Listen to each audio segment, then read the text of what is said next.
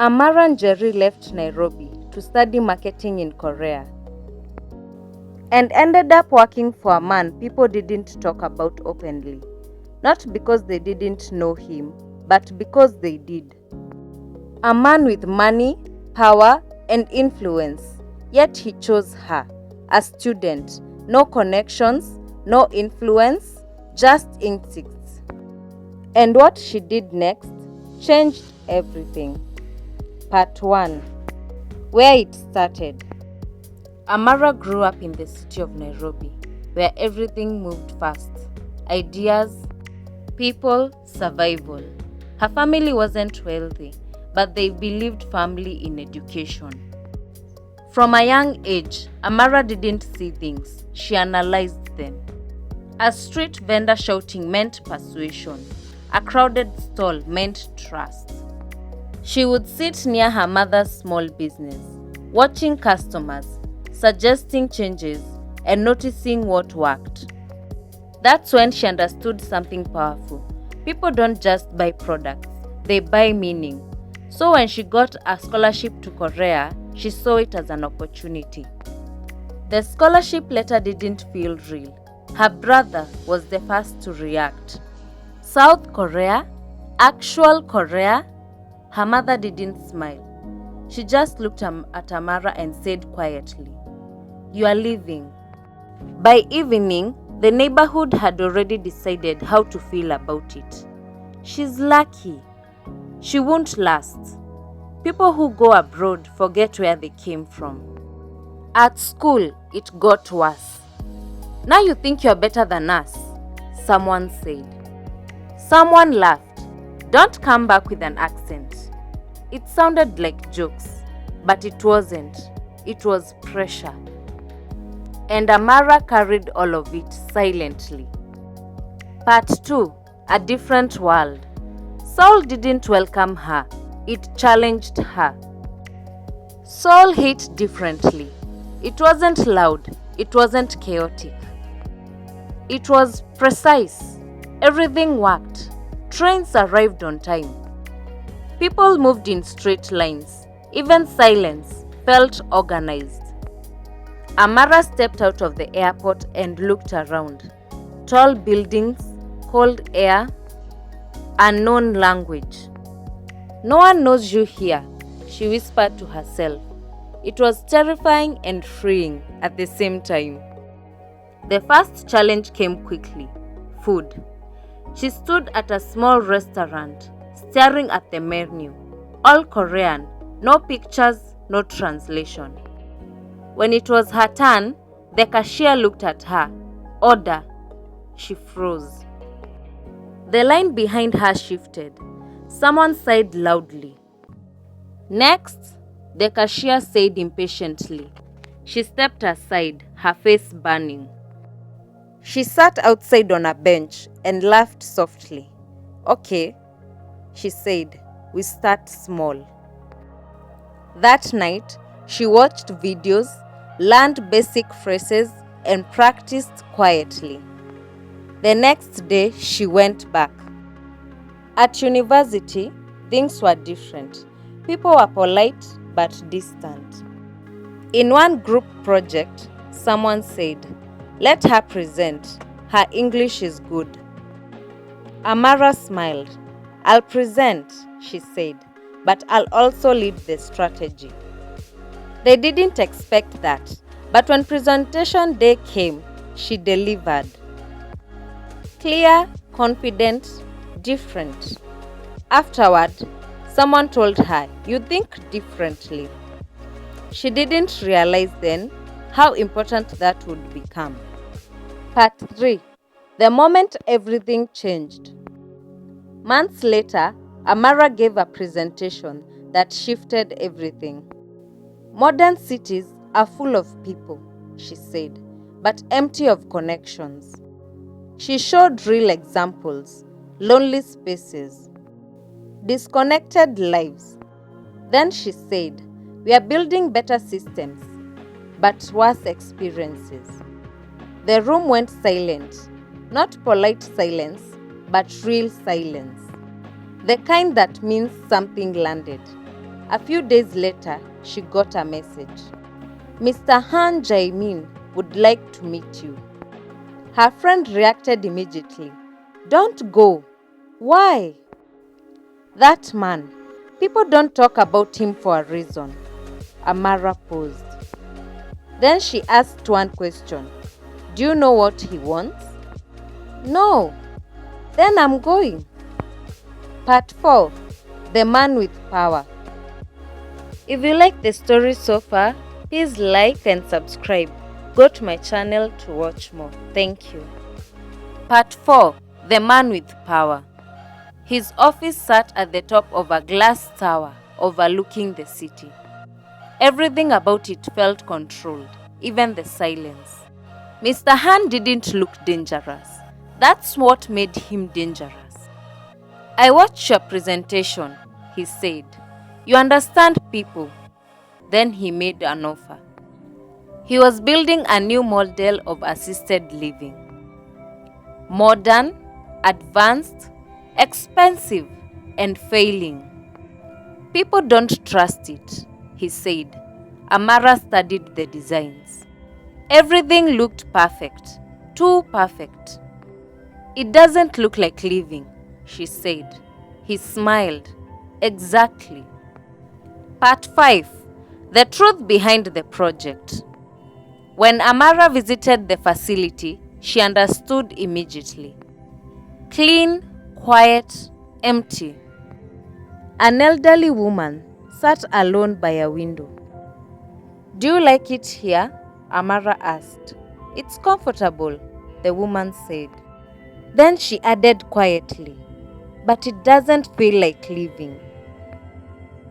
That sentence changed everything. That night, Amara called her grandmother. What do you do every day? She asked. Her grandmother laughed. I sit outside, I talk, I watch people, I live. And just like that, it clicked. Part 6. Going against the system. At the next meeting, Amara stood in front of a room full of executives. You're not selling homes, she said. You're selling isolation. The room went quiet. Stop selling buildings, she said. Sell the life inside of them. Some people pushed back. This is too emotional. This won't work. Amara didn't argue. People don't reject buildings, she said. They reject what those buildings represent. From the back of the room, Mr. Han spoke. Proceed. Part 7. Changing everything. Amara rebuilt the entire strategy. No more technical campaigns. No more perfect visuals. Instead, stories. An elderly man teaching children. A woman cooking with others. People laughing, living, connecting. The message was simple. This is not where life ends. It's where it continues. The response was immediate. People paid attention. Families became curious. The project began to grow. Part 8. The risk. Then the article started about Mr. Han and his past. Words like power, influence, and control. At school, people began to ask questions. You're working for him? You know what they say about him, right? Even her professors warned her, "You know this could affect your future." Her friend called again, "You need to leave." Amara didn't answer immediately because now it wasn't that simple. Part 9. The Decision. Amara went back to Mr. Han's office. This time, not as a student, as someone who needed answers. "You knew this would happen," she said. He didn't deny it. "Yes," he said. That made her angry. "You involved me anyway. I gave you a choice." "It's not the same thing," she said sharply. Silence. Then he said something unexpected. "You think you are here because I needed marketing?" Amara frowned. "Then why?" He looked at her. Really looked at her. "Because you see what others ignore," he said. "That doesn't answer my question," she said. "No," he said calmly. "It explains it." She was frustrated now. "This could ruin my future," she exclaimed. He nodded. Yes. No defense, no excuses. Just truth. And somehow, that made it harder to argue. That night, Amara sat alone in her apartment. No calls, no distractions. Just silence. Two choices: to stay or to walk away. Safe or meaningful. Clear or complicated. She thought about the residents, their stories, their faces. "I miss being needed." She closed her eyes, then made the decision. The next day she showed up, not quietly, not uncertainly, confident. The team noticed immediately. "You're still here?" one asked. Amara smiled slightly. "Yes." And that was the answer. She didn't defend herself publicly, didn't argue with the media, didn't explain. She focused on the work because the results would speak. Chapter 10. The Turning Point. The campaigns reached a breaking point. A major feature aired on national television. Not about Mr. Han, about the residents. Their lives, their joy, their connection. Families saw it, and something changed. Instead of fear, they felt possibility. Applications increased, visits increased, interest increased, and slowly the narrative shifted from suspicion to impact.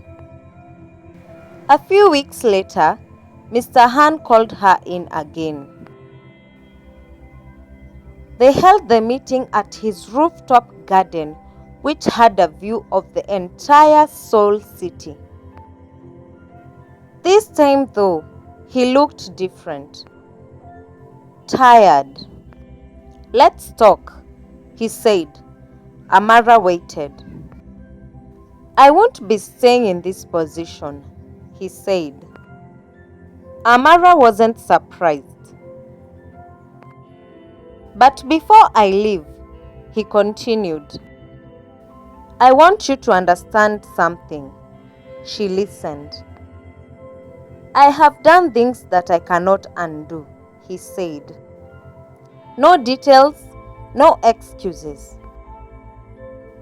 But this, he gestured outward toward the city, is something I wanted to do. Amara nodded slowly. For the first time, she saw him not as powerful, but human. Chapter 11. Coming full circle.